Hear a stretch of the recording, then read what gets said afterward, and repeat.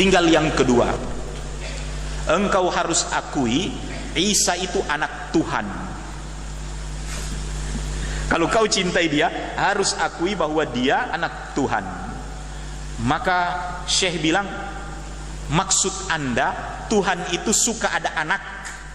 Iya. Dan dia suka anaknya itu Isa. Dia bilang iya, begitu maksudnya. Kata Syekh, kalau Tuhan suka anak, kenapa dia cuma punya satu anak? Bukankah kalau orang senang anak, dia akan cari anak sampai 10? Dia akan minta istrinya melahirkan supaya dapat keturunan yang banyak. Kenapa Tuhan cuma pilih satu anak? Kalau dia suka Tuhan, kalau dia suka anak, kemudian kalau dia cinta anak, jelas dia lebih senang cucu. Karena orang mengatakan cucu lebih disayang daripada anak. Tanya sama bapak-bapak yang sudah punya cucu, iya kan? Kenapa Isa juga tidak punya anak? Artinya kenapa dia tidak punya cucu sehingga punya cucu Tuhan? Akhirnya bingung juga orang menjawab.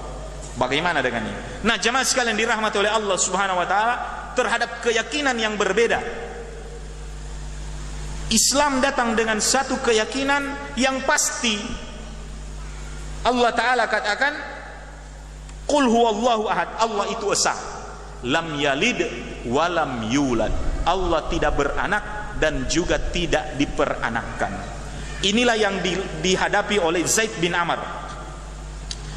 Zaid bin Amr, kata Rasulullah SAW, Zaid bin Amr itu di hari kiamat, yub'atu ummatun wahda, dia dibangkitkan di hari kiamat. Zaid bin Amr itu seorang diri, umat seorang diri. Di hari kiamat itu Nabi akan dikumpulkan dengan umatnya. Ana mukatsiru bikumul umam, kata Rasulullah, aku orang yang paling berbangga banyak umatnya. Makanya nikahilah wanita yang bisa beranak. Jadi niatan kita juga menikah dan supaya ada anak, niatin juga menambah umat Nabi sallallahu alaihi wasallam. Iya kan? Ada yang takut rezekinya, enggak usah takut. Ya, Ustaz, tidak di kafir asuransi. Yang di kafir asuransi itu cuma anak pertama dan kedua. Tidak boleh. Ya, wala taqtulu auladakum khasyata imlak, jangan bunuh anak kalian takut lapar. Nahnu narzuqukum wa iyyahum, kami yang memberikan rezeki kepada kalian dan juga mereka. Ayat ini dua, bunyinya yang lain mengatakan nahnu narzuquhum wa iyyakum, kami yang memberikan rezeki pada mereka dan juga kamu. Kata para ulama, kalau anak sudah lahir yang dikhawatirkan tidak di cover asuransi ataupun kita tidak bisa sekolahkan, kata Allah, nahnu narzuquhum, kami berikan rezeki buat anak ini dan juga kamu. Kalau seandainya ketakutan ini sebelum lahir, artinya takut istriku melahirkan nanti tambah repot banyak anakku, itu kata Allah, nahnu narzuqukum wa iyyahum, kami yang memberikan rezeki padamu dan juga mereka yang akan datang kemudian. Jamaah sekalian, Zaid bin Amr yang meninggalkan keyakinan yang membuat dia tidak tenang, kata Rasulullah sallallahu alaihi wasallam, dibangkitkan Zaid bin Amr, umat seorang diri. Padahal di hari kiamat ada nabi yang tidak ada umat, ada yang nabi cuma punya satu umat, tapi ini umat yang tidak ada nabinya, umat tidak ada nabi. Zaid bin Amr, anaknya Zaid bin Amr ini Sa'id bin Zaid, ya, termasuk asyarul mubasysyirina bil jannah. Putranya menjadi sahabat Nabi, satu di antara 10 yang dikabarkan masuk surga bersama dengan Abu Bakar, Umar, Utsman dan Ali, ya. Nanti asyarul mubasysyirina bil jannah, profilnya nanti antum baca. Sa'id bin Zaid. Nah, Zaid bin Amr ini waktu Nabi sallallahu alaihi wasallam sebelum diutus jadi nabi, jadi Nabi sudah remaja, melihat Zaid bin Amr ini. Apa? Dia bersama dengan keempat orang yang pergi belajar agama di Syam. Keempat orang itu termasuk satu di antaranya Waraqah bin Naufal. Makanya kalau ada orang bertanya, kenapa Waraqah bin Naufal itu Nasrani? Padahal agama Quraisy bukan Nasrani. Nasrani turun di Syam. Di antara pemuda-pemuda Quraisy yang pergi belajar agama di Syam, Zaid bin Amr, Waraqah bin Naufal, Abdullah bin Jahash, dan seorang bernama Utsman bin Mas'ud, saya agak lupa. Keempat, mereka pergi ke Syam, dan Waraqah pergi ke biaranya orang Nasrani, belajar agama Nasrani, kembali pulang menjadi orang Nasrani. Ya, ada yang pergi ke biara orang Yahudi, belajar agama Yahudi, pulang menjadi penganut Yahudi. Yang menarik, Zaid bin Amr datang ke pendeta Yahudi, mengatakan, ajari aku Yahudi, masukkan aku ke dalam agama Yahudi. Kata pendeta Yahudi, engkau tidak akan menjadi seorang Yahudi sebelum engkau mengakui bahwa engkau orang yang dilaknat Allah. Karena orang Yahudi itu adalah umat yang dilaknat. Faba'u bi ghadabin minallah. Mereka adalah umat yang dilaknat oleh Allah Subhanahu wa taala. Bahkan ada yang dilaknat menjadi kera, ada yang dilaknat menjadi babi dalam surah Al-Maidah. Nah, engkau tidak akan menjadi orang yang penganut Yahudi sebelum engkau mengakui bahwa engkau orang yang terlaknat. Kemudian engkau mencari keselamatan di sini. Kata Zaid bin Amr, jauhnya Makkah kutinggalkan demi untuk mencari penyelamatan supaya Allah tidak melaknatku. Aku tinggalkan kaumku sujud, ruku, memberi makan berhala di sekitar Ka'bah, jangan sampai Allah laknat. Karena mereka itu keterlaluan.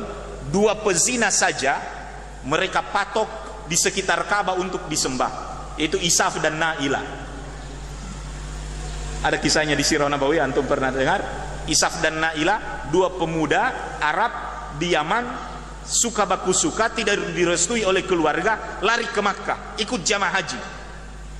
Belum akad nikah, melakukan perbuatan zina di tanah yang haram, Allah laknat mereka menjadi batu. Isaf dan Nailah. Tapi ketika Amr bin Luhai menjadi penguasa Makkah dan dia mulai tertarik dengan berhala patung-patung, kebetulan dia lihat, tidak perlu dipahat, ini sudah ada batu, sudah ada manusia yang jadi batu. Makanya dia patok itu batu Isaf dan Nailah di sekitar Ka'bah. Kata Aisyah, kami masih mendapatkan Isaf dan Nailah, dan orang-orang minta kepada Isaf dan Nailah dimurahkan jodoh. Jadi kalau ada pemuda yang ditantang keluarganya jodoh, pergi kepada Isaf dan Nailah minta-minta itu.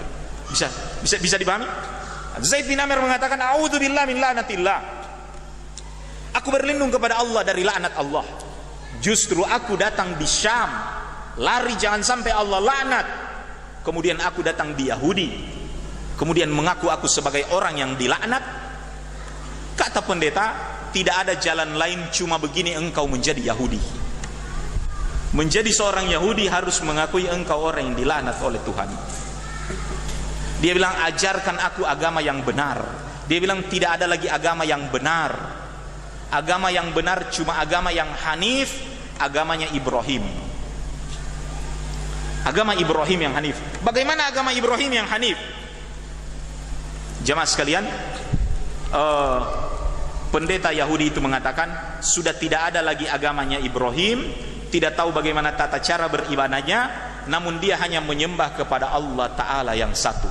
Dia hanya bersujud, ruku kepada Allah, tapi bagaimana caranya tidak ada lagi. Dia cuma berdoa dan berharap pada Allah. Tapi agama Ibrahim sudah tidak ada. Dia bilang, beritahukan aku orang yang lebih paham agama darimu. Pendeta ini mengatakan, orang yang paling paham dan pintar agama Yahudi cuma aku ini. Kecuali kalau engkau mau belajar agama selain Yahudi, bertanya kepada Nasrani, ulama Nasrani yang paling tahu tentang Nasrani si fulan. Afwan ya. Bismillah.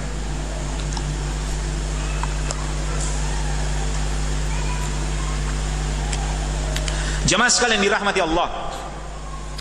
Akhirnya Zaid bin Amr datang kepada rahib Nasrani, ajarkan aku Nasrani, masukkan aku ke dalam agama Nasrani.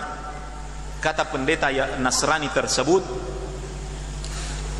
jamaah sekalian, orang-orang Nasrani mengaku mereka orang-orang yang berdosa. Kata Zaid bin Amr, dosa siapa? Termasuk engkau? Dia bilang, ya, termasuk aku orang berdosa.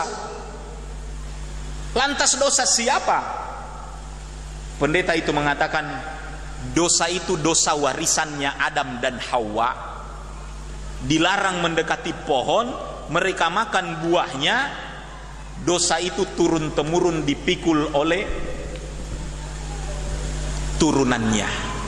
Kalau engkau masuk Nasrani, engkau harus mengakui engkau orang berdosa, walaupun engkau tidak berbuat dosa, tapi dosa itu warisan. Makanya ketika engkau merasa berdosa, hanya kepada Isa engkau minta diselamatkan dan diampuni dari dosa-dosa. Penebus dosa itu cuma Isa. Jamaah sekalian, kata Zaid bin Amr, di Makkah aku tidak makan bangkai, sesajian berhala aku tidak makan, aku tidak makan riba, tidak minum khamar, supaya tidak ada perbuatan dosa. Kenapa aku datang dan harus mengakui aku penuh dosa? Kalau kakekku yang berbuat jahat, kenapa aku yang cucunya yang dihukum? Bisa dipahami? Bukankah dia yang salah? Kenapa saya harus menanggungnya? Ini kata Zaid bin Amr.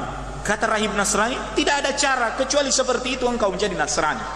Engkau harus mengakui engkau berada dosanya. Kata Zaid bin Amr, tidak mungkin. Tidak mungkin aku memikul dosa orang lain. Kata, cuma begitu caranya. Dia bilang, ajari aku selain agama Nasrani yang benar. Rahib itu mengatakan, tidak ada agama yang benar selain Nasrani kecuali agama bapak kita Ibrahim, agama yang Hanif. Nah, jamaah sekalian dirahmati Allah, bagaimana agama Ibrahim? Sama juga, tidak ada yang tahu. Rahib itu mengatakan ibadahnya, agamanya sudah punah, agama Ibrahim. Akhirnya pamit Zaid bin Amr, tapi dia mempunyai kesimpulan, ya Allah, dua agama yang berseteru, Yahudi dan Nasrani, sama-sama mereka mengatakan agama yang benar adalah agama Ibrahim. Dan Ibrahim ini bapak para nabi. Ya, Ibrahim mempunyai dua putra. Siapa? Ishak dan Ismail. Ishak mempunyai anak Yakub. Yakub inilah yang disebut Israel. Jadi anak-anak Israel inilah yang banyak menjadi nabi, termasuk Musa yang membawa Yahudi, Isa yang membawa Nasrani, cucu daripada Israel, cucu Ibrahim. Putra Ibrahim yang lainnya Ismail. Ismail anak-anaknya tidak seorang pun yang diangkat jadi nabi kecuali Nabi Muhammad sallallahu alaihi wasallam. Bismillah. Jamaah sekalian dirahmati oleh Allah Subhanahu wa taala, maka akhirnya Zaid bin Amr pulang ke Makkah. Dia mengatakan, ya Allah, aku tahu agama yang benar hanyalah agama yang Hanif, agama Ibrahim, tapi aku tidak tahu bagaimana menyembahmu di atas agama Ibrahim. Maka kata Rasulullah, kadangkala kami melihat Zaid bin Amr sujud lama-lama ataupun ruku lama-lama. Ketika ada orang-orang tawaf di sekitar Ka'bah, mereka mengatakan talbiyah, labbaik Allahumma labbaik, labbaik la syarika laka labbaik, innal hamda wa ni'mata laka wal mulk la syarika lak. Kata Zaid bin Amr, stop, sampai di situ lafaznya. Tapi orang-orang bertawaf mengatakan, illa syarikan huwalak tamlikuhu wa mawalak. Ya Allah, tidak ada syirikat padamu, tidak ada sembahan selainmu kecuali serikat yang, sampai di situ kan? Tapi mereka tambah, kecuali serikat yang engkau miliki. Yang engkau miliki maksudnya Isafna, Ila, Hubal, Lata, Uzza dan lain sebagainya. Zaid bin Amr berusaha melarang, stop, cukup di la syarikalak, tidak usah tambah. Tapi orang tidak pedulikan Zaid bin Amr, dan dia mati di atas agama Hanif walaupun tidak ketemu nabinya. Makanya di hari kiamat Zaid bin Amr termasuk umat yang dilahirkan atau dibangkitkan seorang diri. Putranya Namun sayang Zaid bin Amr wafat sebelum Nabi diangkat menjadi rasul. Ya, tapi putranya Sa'id bin Zaid menjadi salah seorang sahabat Nabi yang setia dan satu di antara 10 yang dikabarkan masuk surga. Inilah perubahan jamaah sekalian. Perubahan keyakinan yang lebih radikal perubahannya ketika kita meneliti Salman Al-Farisi. Siapa Salman Al-Farisi? Kata Rasulullah, semua orang membanggakan keluarganya. Saya keluarganya fulan, saya marganya fulan, saya fulan. Salman Al-Farisi bengong, siapa saudaraku di Madinah ini? Semuanya ada di Persia. Maka kata Rasulullah, Salman Al-Farisi min ahlil bait. Salman Al-Farisi termasuk keluargaku, yaitu keluarganya Nabi sallallahu alaihi wasallam. Jemaah sekalian, Salman Al-Farisi dia putra dari pendeta Majusi. Majusi itu penyembah api. Api mereka saja itu dibiarkan tidak mati. Rasulullah lahir di tahun kedua, di tahun gajah, api Majusi itu nyalanya sudah 2000 tahun tidak padam. Artinya di waktu kelahiran Nabi saja sudah 2000 tahun tidak padam, kecuali di malam kelahiran Nabi padam api Majusi itu. Kita bertanya, bagaimana hebatnya itu penjaga api itu sampai 2000 tahun tidak padam? Ya, karena memang satu shift saja tidak kurang dari 40 orang itu. Dan yang seluruh pegawai penjaga api itu pegawai negeri, karena digaji oleh dinasti Kaisar Persia. Bisa dipahami? Orang berebutan bekerja di dinas pengapian itu. Pemimpin mereka ayah dari Salman Al-Farisi, api mereka. Makanya sejak awal ayahnya bercita-cita Salman jadi pengganti ayahnya. Dan ini termasuk itkon. Kita warisi anak kita pekerjaan yang menjadi kebiasaan kita. Apalagi kebiasaan melayani agama. Kita wariskan. Tukang azan di Madinah, tukang azan di Makkah, itu tidak sembarang. Jangan antum suara merdu baru datang waktu sholat ambil mic mau azan. Tidak boleh. Cuma Abu Ali itu yang boleh azan di sana. Artinya dari kakek neneknya. Demikian kunci Ka'bah. Walaupun kerajaan Saudi, dinasti Saud berkuasa di Saudi, mereka tidak berani ambil itu kunci Ka'bah. Cuma turunan Syaibah saja, Bani Syaibah saja yang menjadi pembawa kunci. Bani Syaibah itu adalah Syaibah, seorang yang dipercayakan Nabi, kata Rasulullah, oh Syaibah, pegang ini kunci Ka'bah, anak dan turunanmu sampai hari kiamat. Demikian juga orang-orang kafir jamaah sekalian, mereka mewariskan pekerjaan melayani agama kepada anak cucunya. Kenapa kita tidak peduli terhadap anak kita, terhadap agama ini? Ku anfusakum wa ahlikum nar. Salman Al-Farisi sejak kecil ayahnya jaga, jangan tercemar, bahkan kalau keluar sedikit sudah diawasi. Namun mereka punya kebun yang harus diawasi. Ketika Salman sudah remaja, kata ayahnya, nak, ayahmu cukup sibuk agendanya hari ini. Kamu tolong pergi awasi pekerja-pekerja di kebun itu. Kemudian kau cepat pulang. Salman Al-Farisi mendapatkan kesempatan keluar dan dia mulai pergi ke kebun. Ternyata dia lewat di sebuah biara Nasrani. Di biara Nasrani ini, di kuil ini, dia lihat orang Nasrani beribadah beda dengan Majusi. Tidak ada api, mungkin cuma ada nyanyi-nyanyian, puji-pujian. Dia mengatakan, agama apa ini? Seumur hidup dia belum pernah lihat orang beribadah dan beragama seperti ini. Orang mengatakan ini agama Nasrani. Dia bilang lain betul dengan Majusi. Dia coba masuk ke dalam, bertanya, orang jelaskan. Dan jemaah sekalian, Nasrani lebih baik dari Majusi. Artinya secara tabiat dan fitrah, Nasrani lebih baik daripada Majusi. Makanya ketika terjadi peperangan antara bangsa Romawi Nasrani dengan bangsa Persia Majusi, para sahabat Nabi SAW mereka bersedih Nasrani Romawi dikalahkan oleh Majusi. Tapi Allah katakan, insya Allah 4 tahun lagi Romawi bisa mengalahkan Majusi itu. Akhirnya senang hati orang-orang beriman. Di surah Rum, gulibatir Rum fi adnal ardi wa hum min ba'di ghalabihim sayaglibun. Dikalahkan Rum, Romawi dikalahkan, Nasrani dikalahkan oleh siapa? Oleh Persia Majusi. Wa hum min ba'di ghalabihim sayaglibun. Tetapi mereka sebentar nanti akan menang. Yauma yafrahul mu'minun. Hari ketika orang-orang bergembira. Siapa yang senang? Termasuk sahabat Nabi. Kita mengatakan, apa hubungannya kemenangan Nasrani orang-orang beriman senang? Inilah yang dikatakan al-wala wal bara. Yang dikatakan al-wala, loyalitas, mendukung itu bertingkat-tingkat.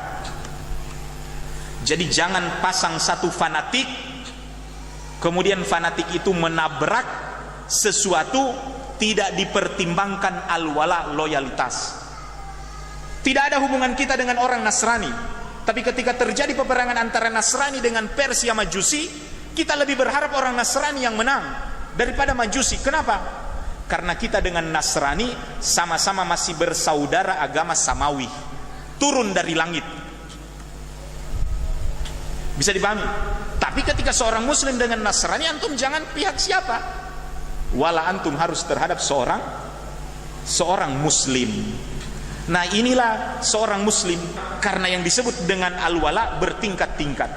Kita akan senang sama-sama Muslim. Tapi ini solat dan ini yang tidak solat, kita lebih bantu yang solat. Tapi ada yang tidak pernah solat, dengan ada yang non Muslim, kita lebih peduli Muslim yang tidak solat daripada seorang yang bukan seorang Muslim. Artinya dalam hal wala, dalam hal loyalitas, dalam hal memberikan dukungan dan lain sebagainya. Bisa dipahami ini loyalitas. Kembali kepada Salman Al-Farisi. Bismillah. Akhirnya dia belajar Nasrani sebentar, tapi dia sudah berkeyakinan sudah Nasrani ini lebih baik dari Majusi. Dan dia sampai malam hari, ayahnya sudah gelisah, kemana Salman? Dia pulang malam hari, ditanya, kau di kebun tidak ada, kemana saja? Dia bilang, saya masuk ke biara Nasrani. Anak seorang pendeta pergi belajar agama di luar daripada Majusi. Akhirnya dia dipukul, dipenjarakan di dalam rumah. Diam-diam Salman Al-Farisi menulis surat kepada orang-orang di biara, kalau kalian pergi ke Syam, bawalah aku. Saat itu dia berada di Persia, Iran hari ini. Akhirnya ketika datang rombongan dari Syam mau pulang ke Syam, mereka beritahukan sama Salman Al-Farisi, ada orang mau pergi ke Syam. Salman Al-Farisi berkemas dan ikut dengan orang-orang yang mau pergi ke Syam belajar agama Nasrani. Jemaah sekalian, di Syam dia belajar dari satu pendeta ke pendeta lain tentang agama Nasrani. Sampailah jemaah sekalian, ketika dia melayani satu pendeta yang ahli ibadah dan alimnya Syam pada saat itu, kata pendeta yang mengajari Salman ini, dia mengatakan, anakku, sekarang sudah datang zaman kenabian baru, pergilah engkau ke Hijaz, daerah Makkah hari ini, pergilah engkau ke Hijaz, sebab sekarang sudah muncul nabi baru dan akan muncul nabi yang sekarang sudah muncul nabi yang baru. Ala kulli hal, kata Salman Al-Farisi, meninggal pendeta yang tempat dia belajar dan melayani diri dan lain sebagainya ini, sesudah dia meninggal digantikan lagi oleh penggantinya. Tapi penggantinya ini dia bilang selalu menilep uang jamaah, menyuruh orang bersedekah tapi sedekah dia ambil, lain sebagainya. Sehingga ketika mati, orang-orang meratapi kematiannya. Salman Al-Farisi mengatakan, kenapa kalian ratapi bangkai ini? Orang pukul Salman. Dia bilang, berani-berani yang mengucapkan pada orang suci kami seperti itu. Kata Salman, betul, ini uang yang dia sembunyi. Dikasih tahu sama Salman. Akhirnya walaupun sudah menjadi jenazah atau mati, mereka salib, mereka hukum orang yang, artinya pendeta yang berkhianat itu. Ala kulli hal, Salman Al-Farisi jamaah sekalian mendengar wasiat dari pendahulunya mengatakan, pergilah engkau ke Hijaz, dia mendapatkan sekelompok orang-orang Yahudi yang mau berhijrah ataupun pergi ke Yathrib, Madinah. Mendengar kata Yathrib, Salman Al-Farisi sangat gembira karena di sanalah Nabi baru akan muncul. Namun jemaah sekalian, saya percepat kisah ini. Ala kulli hal, Salman Al-Farisi ini tertipu. Boro-boro dia bayar orang supaya diantar ke Madinah, uang bayarannya, sewa perjalanannya mereka ambil, Salman juga mereka ikat jadi budak dan dijual. Pembeli juga orang Yahudi di Yathrib. Ketika dia menjadi menjadi budak di Yathrib dari sebuah keluarga Yahudi, dia dipekerjakan di kurma, memanjat kurma, membersihkan kurma. Ala kulli hal, jemaah sekalian yang dirahmati Allah, ketika Rasulullah SAW memasuki Madinah, satu-satunya orang yang tidak tahu bahwa datang Rasulullah ke Madinah adalah Salman Al-Farisi, karena sibuk dia memetik kurma. Nanti salah seorang temannya yang datang mengabarkan pada majikan, Nabi yang ditunggu-tunggu oleh orang Arab sudah datang. Mendengar kata Nabi, Salman Al-Farisi pada saat itu jatuh dari kurmanya. Dia mengatakan, Nabi, mana itu? Kata majikannya, tugasmu cuma sebagai pemanjat kurma. Apa hubunganmu dengan Nabi itu? Dia pukul dan suruh panjat lagi kurma. Ala kulli hal, Salman Al-Farisi mendapatkan waktu, dia bawa kurma, bayaran dia bekerja sebagai pemetik kurma, dia bawa kepada Nabi SAW. Dia lihat, Rasulullah melihat Salman Al-Farisi dengan pandangan, memandang Nabi dengan pandangan tajam. Karena di wajah Nabi sudah ada tanda-tanda kenabian yang dibaca oleh Salman Al-Farisi. Salman Al-Farisi tahu tentang ahli kitab Taurat dan Injil. Ketika dibawa kurma kepada Nabi, kata Salman, ini sedekah, silakan makan wahai Rasulullah. Rasulullah cuma ambil, jazakallah khair, dan dia bagi kepada sahabat, tidak ada satu kurma pun dimakan. Kata Salman, ini tanda pertama bahwa Nabi itu dan turunnya tidak makan sedekah. Keesokan harinya Salman bawa lagi itu kurma, dia kasih, wahai Rasul Allah, ini kurma sebagai hadiah buat paduka. Kata Rasulullah SAW mengatakan jazakal khair, langsung beliau petik makan buah kurma yang segar itu, kemudian beliau bagikan pada sahabat. Kata Salman, ini tanda kalau diberi hadiah dia makan, kalau sedekah tidak. Makanya putar-putar Salman memperhatikan Nabi. Nabi pun agak paham, maka Nabi SAW longgarkan rida beliau, selendang bagian atas ini. Kemudian Salman mendapatkan di antara pundak ini ada cap kenabian. Itu ada semacam bundaran di sini, itulah cap kenabian. Maka Salman mengatakan, asyhadu an la ilaha illallah wa asyhadu anna muhammadar rasulullah. Salman masuk Islam. Makanya pepatah mengatakan manusia paling mulia itu Salman Al-Farisi. Seandainya tidak ada Islam, orang yang paling suci itu Salman. Kenapa? Di agama Majusi orang yang paling mulia. Di agama Nasrani sudah orang paling suci. Kemudian masuk Islam, dia pun melayani manusia yang paling suci, Nabi SAW. Saya cuma ingin mengatakan perubahan. Aku ingin berubah. Tinggalkan sesuatu kepada sesuatu yang lebih baik. Riba. Jangan yakini bahwa riba itu membawa keuntungan. Ya. Bahwasanya wa halallahu al-bai' wa harrama riba. Jangan tanya bahwa khamar itu mengasyikkan. Jangan berkeyakinan bahwa narkoba menyehatkan. Tidak. Tinggalkan sesuatu yang haram, awadahullahu khairan minhu. Allah Ta'ala akan ganti dengan sesuatu yang lebih baik. Bagaimana untuk merubah dan meninggalkan? Jalan yang kedua adalah rubah tempat.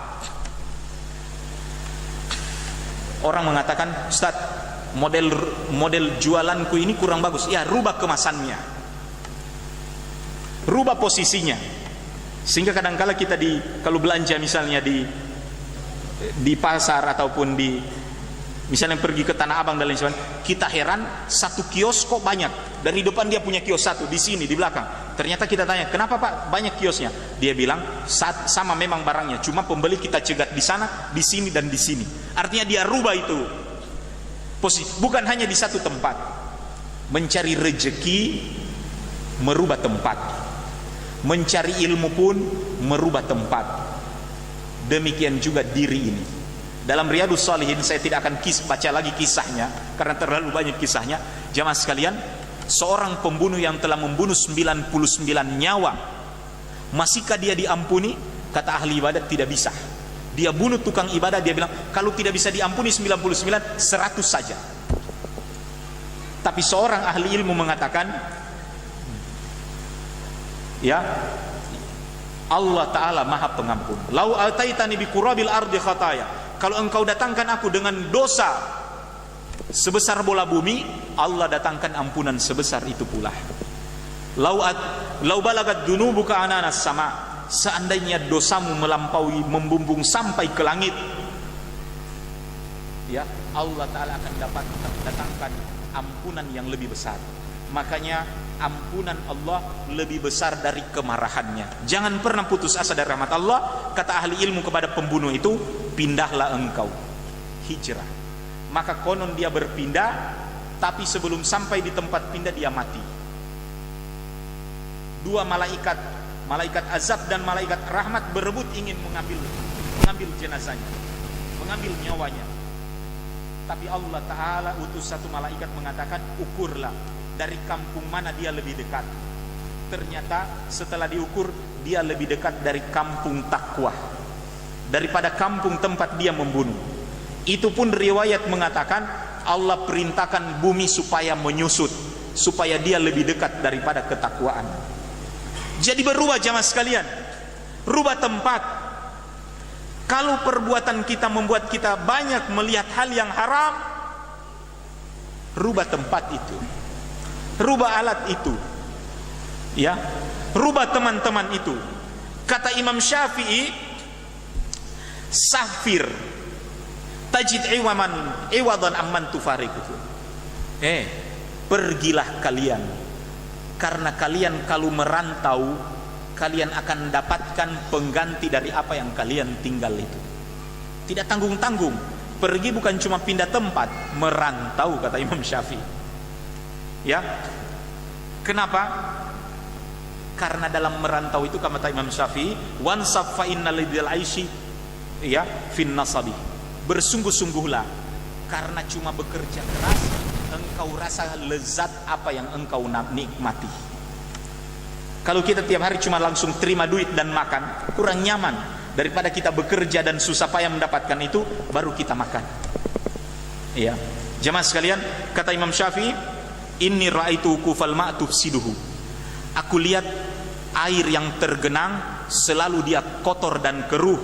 Fa in saha taba wa in lam yajri lam yatidi. Air yang mengalir itu justru itu yang jernih. Apabila dia berkumpul, dia mulai mendatangkan penyakit. Ya, wal asadula firaqal ardi maftarasat. Singa ataupun harimau tidak akan mendapatkan mangsa kecuali dia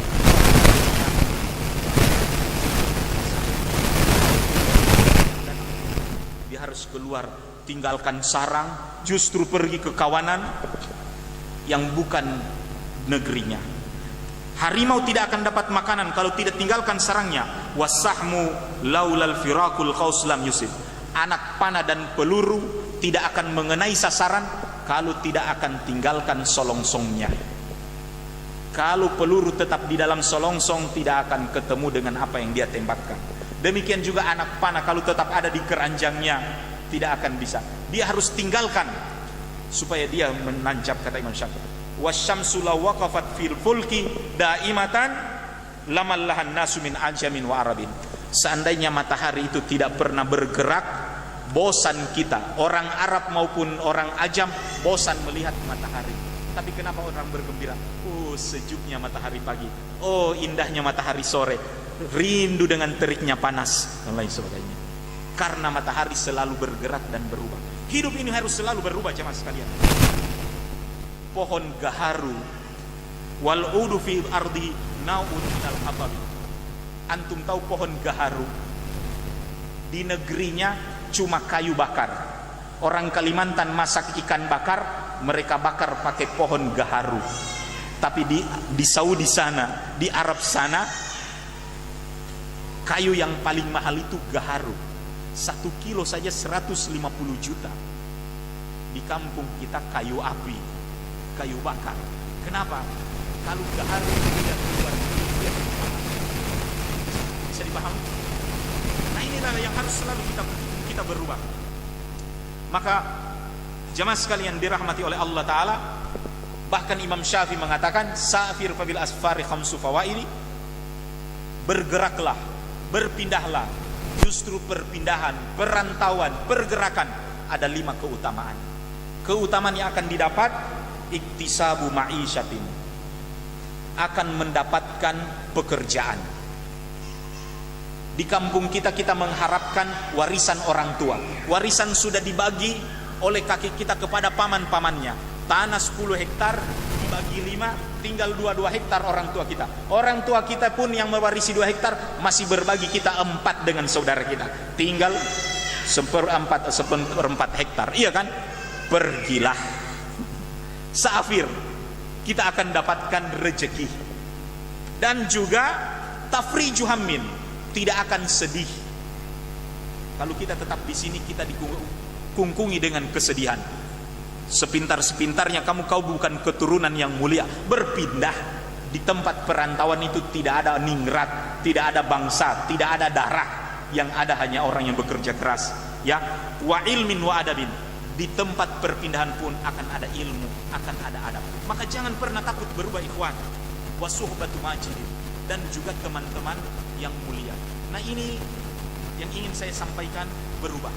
Ikhwan, akhwat, siapapun di antara antum, kecanduan internet, kecanduan gambar-gambar yang buruk, segera berpindah. Bertakwa kepada Allah Subhanahu wa ta'ala. Ada yang kerancingan chatting sampai tengah malam dan lain sebagainya. Seorang mengisahkan ke saya, dia terjebak di dalam kamar chatting. Minta maaf ya, ini kisah terakhir. Bismillah. Ada seorang pemuda terperangkap di dalam kamar chatting, chat, dan semua yang diomongkan di forum itu, di grup itu yang buruk-buruk, tukar menukar gambar dan lain sebagainya. Ala kulli hal, kisah yang pertama, jemaah sekalian, ternyata ketika dia membuka, dulu kan sebelum kita kenal mungkin WhatsApp dan lain sebagainya, bagi orang-orang generasi 2000-an seperti itu, belum masuk 2010, orang tahu ada MRC, ya kan, ruangan chatting MRC kan, MRC. Akhirnya jemaah sekalian, dia berusaha mencari teman dan lain sebagainya. Dia tidak pernah tahu itu bagaimana mau sholat. Cuma saudarinya, dia mempunyai saudari yang taat beragama. Sudah dinasihati, tapi dia bilang, sudah-sudariku ini yang banyak berceram, sudah yang saya paling pasti, dia bilang, paling aku tidak suka. Ala kulli hal, dalam kelalaian seperti itu, tiba-tiba dia mendapatkan chatting orang Amerika. Wanita orang Amerika tiba-tiba berkenalan dengan dia, ditanya, siapa namamu? Dan pemuda ini memperkenalkan. Dengan spontan dia langsung katakan, namaku Muhammad. Maka lawan bicara, lawan jenisnya orang Amerika itu, Muhammad, berarti engkau muslim. Akhirnya dia tidak bisa mengelak, ya aku muslim. Kata teman chattingnya, bersyukur aku mendapatkan engkau, teman chattingku Muhammad muslim. Ada 1000 pertanyaan yang ingin aku jawab, mudah-mudahan engkau tidak cepat cabut atau delete. Dia bilang, menjawab penasaranku. Akhirnya dia mau tanya Islam dan lain sebagainya. Ala kulli hal, datang pertanyaan, bisa engkau jelaskan apa itu Islam? Bingung sekarang dia menjawab, apa juga itu Islam? Akhirnya dia bilang, tunggu sebentar. Dia mau buka lagi, iya kan? Dan pemuda ini pemuda Arab yang fasih bahasa Inggris, sehingga dia buka channel tentang Islam, Islam host, Islam web dan lain sebagainya. Sebentar, saya cari dulu, jelaskan Islam. Dia kembali lagi, oh Islam itu begini. Bahkan ada pertanyaan-pertanyaan, bertanya siapa itu Aisyah. Dia bilang susah sekali dijawab dan lain sebagainya. Ala kulli hal, teman chattingnya ini penasaran, mau tanya Quran, mau tanya bagaimana itu bacaan Quran. Tapi dari sinilah dia mulai peduli terhadap Islam, menjawab panggilan teman chattingnya ini. Dia beli Quran, dia beli 30 juz Al-Quran. Dulu itu tidak semudah download, sudah dapat itu Al-Quran, bacaan Quran. Dia belikan mushaf satu, dia langsung kirim dengan pengiriman cepat DHL ke luar negeri. Sudah sampai semua kiriman, bergembira orang tersebut. Ala kulli hal, dari perbincangan chatting itu dia juga termotivasi belajar Islam. Dan apa jemaah sekalian, tiba-tiba suatu hari wanita itu mengatakan, aku masuk Islam. Dia mengatakan tidak ada Islam di sini, aku tidak kenal Islam center di sini. Lalu kau saja yang Muslim, aku masuk Islam. Akhirnya mulai dia sadari, bagaimana mungkin aku mau memasukkan ke dalam Islam, sedangkan aku ini orang yang memang sekalian. Inilah titik dia berubah. Mulai dia belajar apa itu sholat, mulai dia ngaji bagaimana itu Islam, diajarkan Islam. Dia bilang begini saja, sesuai apa yang dia pahami. La ilaha illallah wa asyhadu anna Muhammadar Rasulullah. Artinya lewat chatting ini dia tuntun orang masuk Islam, dan di dalam hati, ya Allah, aku tuntun orang masuk Islam. Ini hadiah. Ayyaka rajulan wahidan khairun laka min humurin na'am. Engkau beri hidayah seseorang lebih baik daripada mendapatkan onta merah. Bahagia. Dan wanita itu mengatakan, ternyata hari kelahiran kita sama, tanggal lahir mereka juga sama, tapi dia tidak peduli dengan kata-kata itu. Akhirnya laki-laki ini mengatakan, sebenarnya aku juga ini orang yang lalai terhadap Islam, tidak tahu apa-apa, kecuali sesudah engkau mengatakan mau belajar Islam, aku juga berusaha cari tahu terhadap adikku, baca buku-buku adikku juga terhadap Islam, sehingga aku kenal Islam. Kata teman chattingnya, kalau begitu engkau juga bersyahadat hari ini. Bisa? Kalau begitu engkau juga bersyahadat hari ini. Akhirnya dia juga bersyahadat, asyhadu an la ilaha illallah wa asyhadu anna Muhammadar Rasulullah. Dan jamaah sekalian, berapa kemudian wanita ini mengabarkan, karena dia memiliki anak, anaknya dia telah masukkan ke dalam Islam, dia ajak juga suaminya masuk Islam. Ya, dan sudah berkali-kali dia mendapatkan kegoncangan hidup, 5 kali berusaha bunuh diri, tinggal suaminya yang larang. Di tengah keputusasaan itu, dia menemukan teman chatting bernama Muhammad ini. Disinilah dia mengatakan, betapa berharganya aku membebaskan seorang dari bunuh diri, menyebabkan orang masuk Islam. Dan dia berubah dari seorang pecandu chatting yang lalai di internet. Dia mulai gunakan kemahiran dia itu untuk melayani Islam, berdakwah terhadap Islam. Sekarang yang dia posting, yang dia layani dengan keterampilannya internet untuk berdakwah di jalan Allah, dan makin banyak orang yang masuk Islam dengan hidayah dia dengan itu. Ini jemaah sekalian dirahmati Allah, perubahan. Maka tidak ada sesuatu yang konstan, tidak ada sesuatu yang tetap. Ahli hikmah mengatakan justru yang kekal itu adalah perubahan. Maka jadilah kita seorang yang berubah, dari seorang yang lebih baik daripada yang kemarin, bukan orang yang sama dengan kemarin, bukan juga orang yang lebih buruk dari kemarin. Jemaah sekalian dirahmati oleh Allah Subhanahu wa taala, maka mudah-mudahan Allah Subhanahu wa taala memberikan kita perubahan yang lebih baik. Dari seorang yang tidak menerapkan sunnah, ragu-ragu atau malu-malu menerapkan sunnah, mungkin malu-malu memelihara jenggot, mulai kita pelihara sunnah itu jenggot, ya kan, memanjangkan celana di bawah mata kaki. Mungkin kita ingin berubah, kita mulai berubah dari seorang wanita yang biasa, artinya masih jilbab buka tutup, nanti mungkin jalan jauh baru bermakai jilbab lain sebagainya, mulai kita berubah untuk menutupnya dan lain sebagainya, karena perubahan sesuatu yang lebih baik. Wala tamutunna illa wa antum muslimun, dan jangan sekali-kali engkau mati kecuali engkau mati di dalam keislaman. Mudah-mudahan Allah Subhanahu wa taala selalu menuntun kita kepada yang terbaik, dan doa kita kepada Nabi sebagaimana doa Nabi sallallahu alaihi wasallam diajarkan kepada kita, ya muqallibal qulub tsabbit qalbi ala dinik, ya musarrifal qulub sarrif qalbi ala taatik. Rabbana zalamna anfusana wa illam taghfir wa tarhamna lanakunanna minal khasirin. Rabbana atina fid dunya hasanah wa fil akhirati hasanah wa qina adzabannar. Aqulu qawli hadza wa astaghfiru innahu wal ghafurur rahim. Sallallahu alaihi wasallam ala nabiyyina Muhammadin wa ala alihi washabihi wa barik wa sallim. Walhamdulillahi rabbil alamin. Assalamualaikum warahmatullahi wabarakatuh.